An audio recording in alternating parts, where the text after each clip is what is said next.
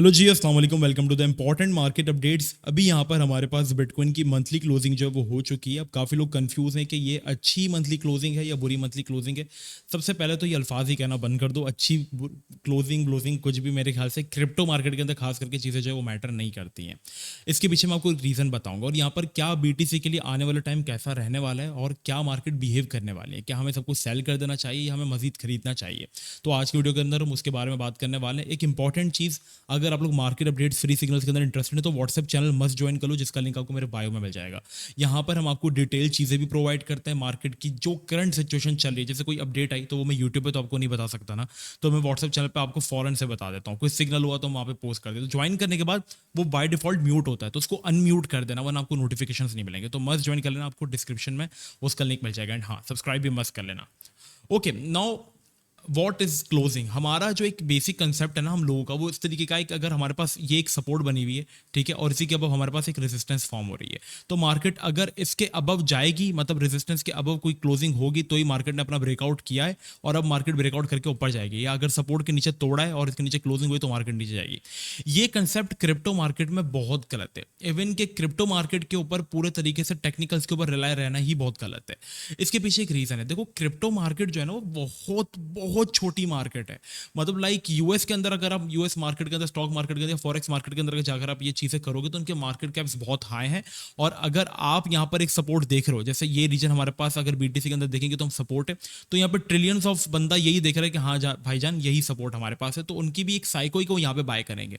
लेकिन बीटीसी, जबकि इसका मार्केट कैप इतना ज्यादा कम है, अगर यहाँ पे कोई एक न्यूज आ जाती है कि ये वेल यहाँ पर $300 जो वो ट्रांसफर कर रही है, $300 मिलियन जो वो ट्रांसफर कर रही है, ये जर्मनी अपने बीटीसी जो वो बेचने का डिसीजन ले रहा है, तो वो न्यूज़ के ऊपर मार्केट इतना गंदा गिर जाती है कि आपके टेक्निकल वेक्निकल सब कुछ पीके पड़ जाता है।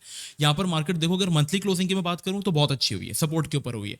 जस्ट इमेजिन सपोर्ट के नीचे होती, ठीक है, यही मंथली क्लोजिंग हमारे पास, और न्यूज आ जाती है कि भाई अमेरिका रिसेशन में जा रहा है, इसलिए अमेरिका ने सोचा कि वो बिटकॉइन को अडॉप्ट कर ले, तो कितनी अच्छी न्यूज है। तो क्या आपकी सपोर्ट की कोई वैल्यू रहेगी? या अगर यहाँ पर हमारे पास बीटीसी सपोर्ट के अबव, इस रेजिस्टेंस के अबव क्लोज कर दे, ठीक है, लाइक ये रेजिस्टेंस जो बनी हुई है इसके अबव क्लोज कर दे, और यहाँ पर हमारे पास एक चीज आती है कि यूएस इसके ऊपर सैंक्शन लगाना स्टार्ट कर रही हो, ब्लैक रॉक अपने बीटीसी बेच रही है, या कोई ऐसी न्यूज आ जाए कि एमटी गॉक्स अपना सारा पैसा लोगों को एकदम से रिटर्न कर रहा है, या कोई गवर्नमेंट सेल कर रही है, या किसी वेल ने यहाँ पर सेलिंग स्टार्ट की है, तो आपको लगता है कि आपके रेजिस्टेंस की सपोर्ट की मार्केट यहाँ पर रिस्पेक्ट करेगी? बिल्कुल नहीं करेगी। तो इस चीज के ऊपर रिलाय रहना छोड़ दो। कोशिश करो कि मार्केट में जो प्रीवियस हुआ है, प्रीवियसली जो प्रीवियस हमारे पास ऐसे स्ट्रक्चर्स फॉर्म हुए, मार्केट ने किस तरीके से बिहेव किया है। अब मेरी खुद की एक थ्योरी है, अब आई डोंट नो आपको ये पसंद आए ना आए, आप इसके ऊपर एग्री करते हैं नहीं, मुझे कमेंट्स में जरूर बताना।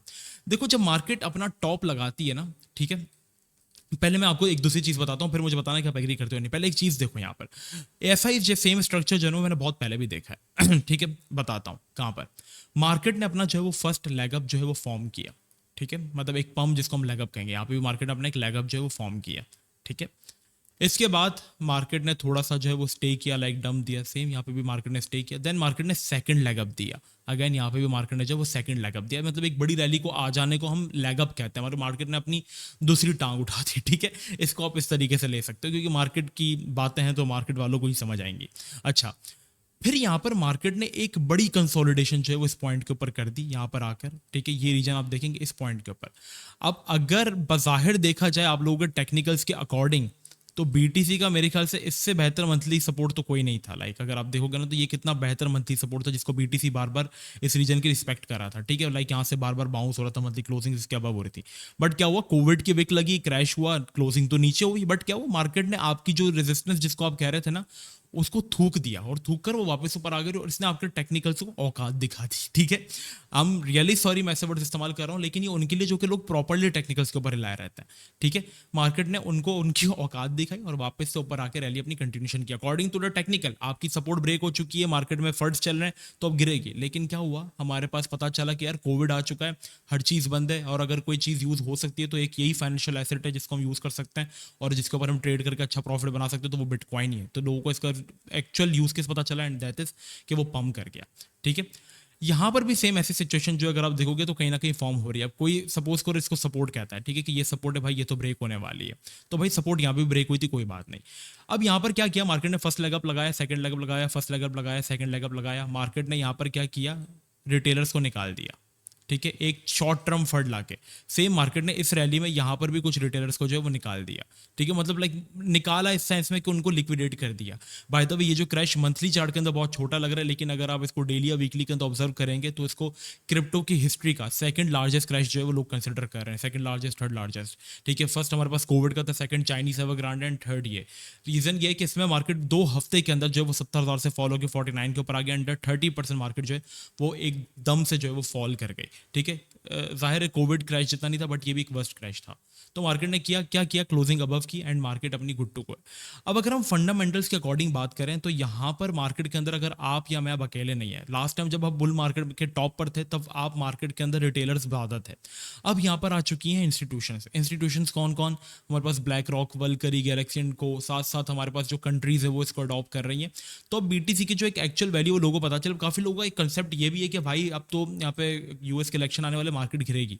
ठीक है, देखो यूएस के इलेक्शन आने वाले, प्लस मार्केट के अंदर अब तो यहाँ पर रिसेशन एक्सपेक्ट किया जा रहा है, यूएस के अंदर यूएस बैंकरप्सी की तरफ जा रहा है। देखो रिसेशन अगर आ जाते तो बीटीसी को किस लिए बनाया गया था, एंटी रिसेशन के तौर पर। शॉर्ट टर्म ये रैली को देखकर डम करेगा, बट क्या होगा, लोगों को इसका नैरेटिव पता चलेगा, लोगों को इसका यूज केस जब पता चलेगा कि यार ये तो बनाया ही इसी चीज के लिए गया था, तो अब इसका हमें लोगों को यूज केस समझ आया। मतलब लाइक जब कोविड के टाइम पे मार्केट क्रैश हुई उस वक्त हर कोई सेल कर रहा था, तो सेलिंग प्रेशर में सब कुछ गिरा, इवन गोल्ड गिरा। बट जब लोगों को इसकी एक्चुअल कदर पता चली तो ये चीज ऊपर गई। सेम मार्केट के अंदर हम यहाँ पे एक्सपेक्ट कर सकते हैं।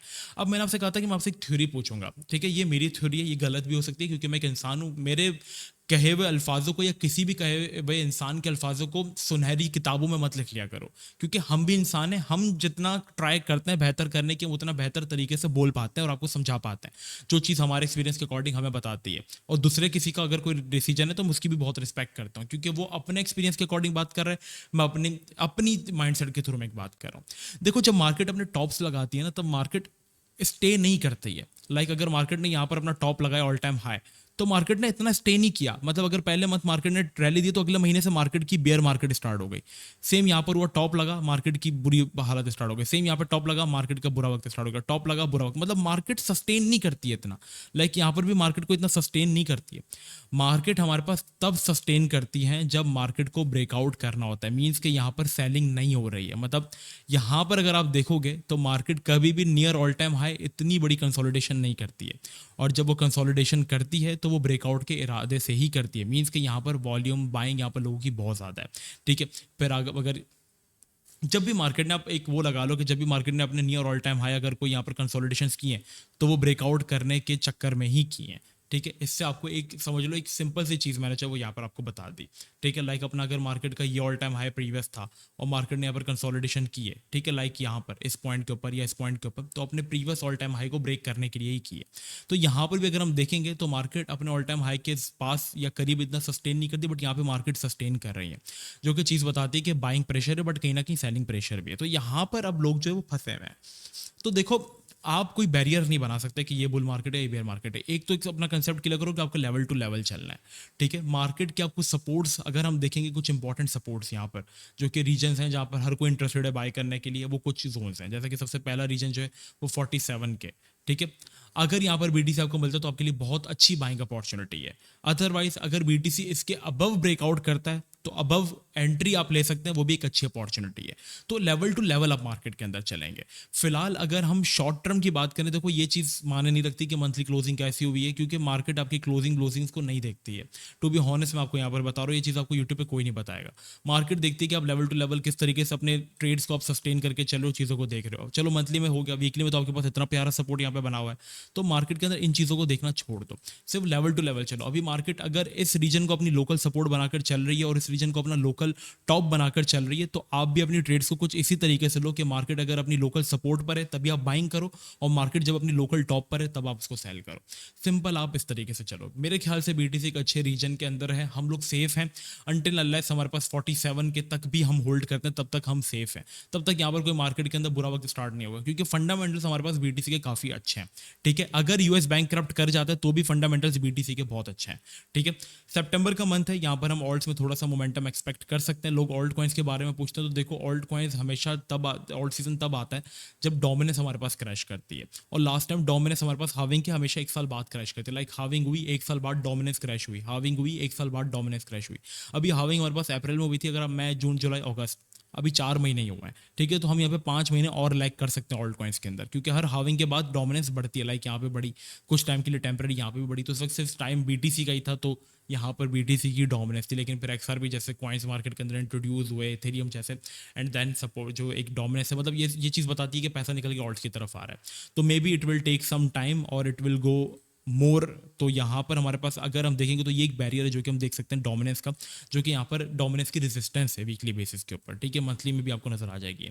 अगर हम इसके अबव क्लोज करते हैं, क्योंकि लास्ट टाइम जब हमने इसके अबव क्लोज की थी तो हमने एक बड़ी रैली दी थी डोमिनेंस में, और इसको हमने सपोर्ट कंसिडर करके अगेन रैली दी। तो जब ये बड़ी रैली आई थी तब ऑल्ट कॉइन्स 40 से 50% गिर गए थे। तो हम चाहते हैं कि यहाँ से इसको अब रिजेक्शन मिले। अगर रिजेक्शन नहीं मिलती और इसके अबव क्लोज होता है तो ऑल्ट्स के लिए थोड़ा सा बुरा मामला जो है वो हो सकता है। बट अगर यहाँ पर हम इसके बिलो ही रहते हैं तो हमारे पास ऑल्ट्स में मोमेंटम शिफ्ट होना चाहिए, वो स्टार्ट हो जाएगा। तो ये थी मार्केट की ओवरऑल अपडेट्स। मेरे अकॉर्डिंग क्लोजिंग लूजिंग को छोड़ो, मार्केट के लोकल सपोर्ट्स और लोकल बॉटम्स को हंट करो, जो मैंने आपको चीज़ बताई। लाइक अगर आप देखोगे तो ये हमारे पास करंटली, अगर आप बात करोगे, आप डेली में चार्ट में देखोगे, आप कहीं पे भी देखोगे, तो आपको करंटली अगर एक लोकल बॉटम नजर आ रहा है जहाँ से मार्केट बार बार बाउंस हो रहा है, तो आपके पास क्लियरली ये रीजन है, ठीक है। ये एक रीजन है जहाँ से मार्केट बार बार बाउंस कर जाती है, और मार्केट जहाँ से बार बार रिजेक्शन अगर खा रही है तो दैट इज क्लियर, आपके पास ये रीजन है। तो आप क्या करो, अपनी ट्रेड्स को भी इसके अकॉर्डिंग लेकर चलो। अगर हम सपोर्ट पर हैं तो सपोर्ट के नीचे ऐसे लगाओ, ट्रेड में जाओ। रेजिस्टेंस पर यहाँ पर अपनी सेलिंग की प्रिपरेशन आप स्टार्ट कर, तो आप इस तरीके से चलो। ये ना करो कि रेजिस्टेंस के वो कुछ यूट्यूबर्स के कहने पर आप बाय कर लो या कुछ कर लो, नैरेटिव वाली चीज़ों के साथ जाओ जिनका आने वाले टाइम में कुछ काम है। टीम्स को देखकर इन्वेस्ट करो, इस तरीके से चलो। तो बस ये थी आज की हमारे पास ओवरऑल अपडेट। फिलहाल सिचुएशन हमारे पास जो है वो कंट्रोल में है, अनटिल अनलेस कोई बड़ा फंड नहीं आ जाता, क्योंकि बड़ी बड़ी इंस्टीट्यूशंस भी अब इन चीज़ों के अंदर इन्वॉल्व है। एक न्यूज़ ये भी आ रही है कि ब्लैक रॉक सेल कर रहा है, तो जाहिर सी बात है वो सेलिंग भी करेंगे क्योंकि वो प्रॉफिट बुक करना चाहते हैं। लेकिन अच्छी बात ये भी है कि माइकल सेलर इतना ज़्यादा बिटकॉइन होल्ड करता है, ठीक है। तो यहाँ पर ये सीन भी, और वो हर डम के अंदर बाइंग कर रहा है। तो जब जापान की स्टॉक मार्केट क्रैश हुई थी, यूएस की स्टॉक मार्केट पर इंपैक्ट आया तो उसने स्टॉक्स का पैसा जो है वो बीटीसी के अंदर शिफ्ट कर लिया था। तो ये चीज़ें भी देखो, तो जो चीज़ें बुलिश देखने वाली हैं, तो हमेशा नेगेटिविटी के ऊपर वो नहीं करो। बाकी बुल बॉय या बियर बॉय बनने की जरूरत नहीं है, लेवल टू लेवल चलो। सपोर्ट ब्रेक हो गए, ठीक है, अगली सपोर्ट पर मार्केट आएगी, मैं तब ट्रेड लूंगा, ठीक है। स्टॉप लॉस हिट हो गया, कोई बात नहीं, अब मैं अगली सपोर्ट पर आने का वेट करूंगा। रेजिस्टेंस ब्रेक हो गई, कोई बात नहीं, ब्रेकआउट हो जाती है, मैं इसकी रिटेस्ट पे बाइंग करूंगा। Simple. Moon boy bear boy मत बनो कि क्लोजिंग नीचे होगी तो मार्केट भड़ाम नीचे गिरेगी, क्लोजिंग ऊपर होगी तो मार्केट डूम स्काई रॉकेट ऊपर जाएगी। नहीं, ये नहीं करना, ठीक है। बाकी अगर आपको वीडियो पसंद आई तो चैनल को लाइक सब्सक्राइब करना मत भूलना। व्हाट्सएप चैनल मस्त ज्वाइन कर लेना। मिलते हैं नेक्स्ट वीडियो में। अपना बहुत ही ज़्यादा ख्याल रखना। जब तक के लिए अस्सलाम वालेकुम और रहमतुल्लाह।